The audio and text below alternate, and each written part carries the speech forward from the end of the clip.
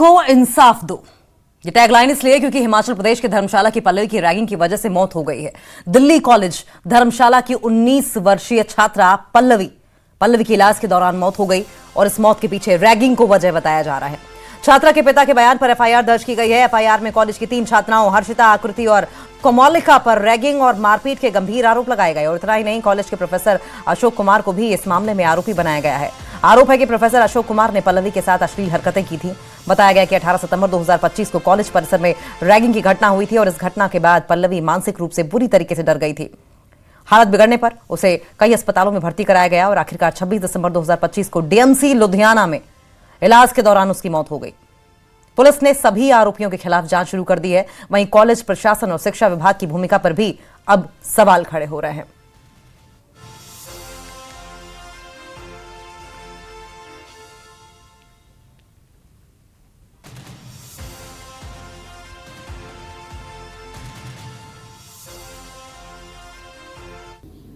किससे मारा? बोतल से मारा, डंडे से मारा?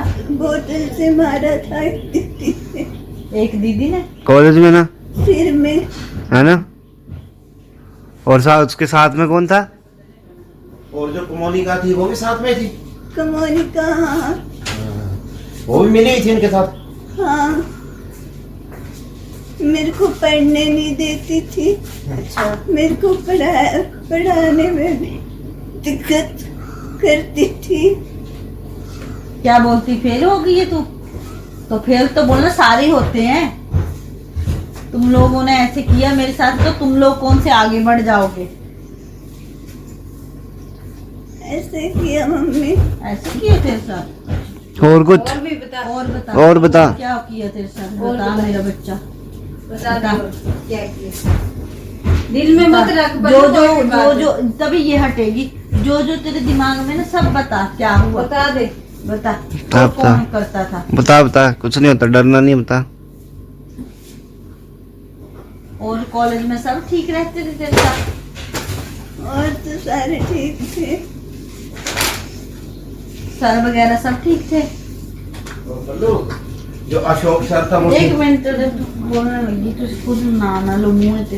हाँ, एक कोई सर सब ठीक थे? मैडम सर सब ठीक थे? ये अशोक सर कौन है? अशोक सर अच्छे हैं। अच्छे हैं?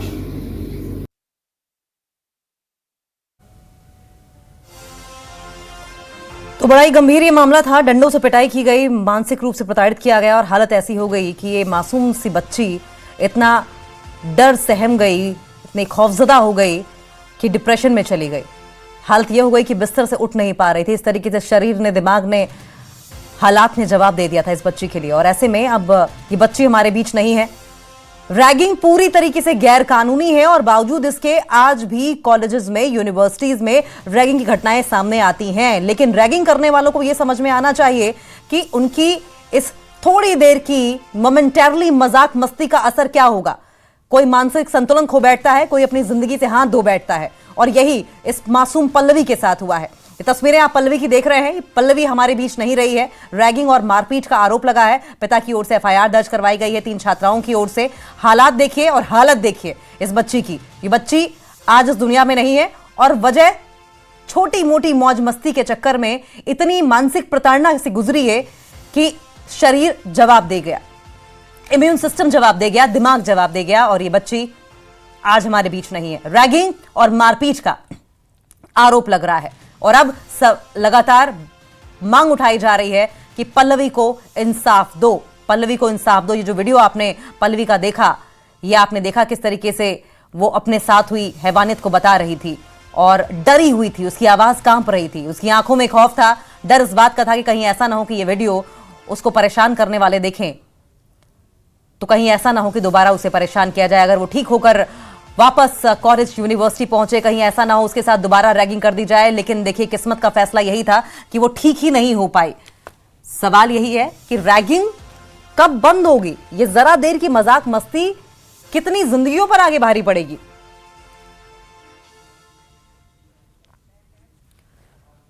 और वहीं पूर्व सीएम और नेता प्रतिपक्ष जयराम ठाकुर ने कहा कि इस मामले में शुरू से ही पुलिस की लापरवाही सामने आ रही है। इस पूरे मामले की हाई लेवल जांच होनी चाहिए ताकि पल्लवी को इंसाफ मिल सके।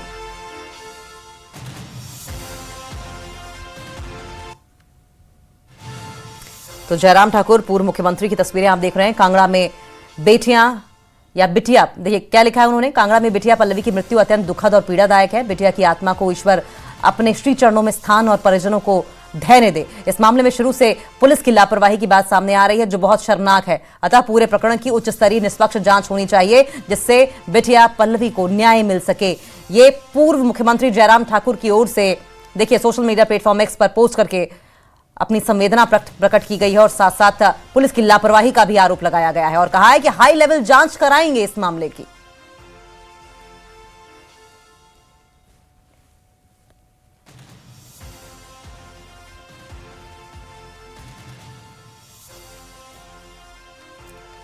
तो आपने देखा किस तरीके से पल्लवी अब हमारे बीच नहीं है और अगर संभव हो सके तो पल्लवी का वो वीडियो दोबारा हम दिखाने की कोशिश करेंगे जिसमें वो अपनी हालत बयां कर रही है। आप देखिए किस तरीके से उसकी आवाज कपकपा रही है, आंखों में खौफ है, डर इस बात का है कि अगर वो वापस गई ठीक होकर तो कहीं ऐसा ना हो दोबारा उसके साथ रैगिंग की जाए, दोबारा उसे परेशान किया जाए, उसके नंबर्स को लेकर, उसके पास फेल होने को लेकर भी उसे कॉलेज में बुली किया जाता रहा।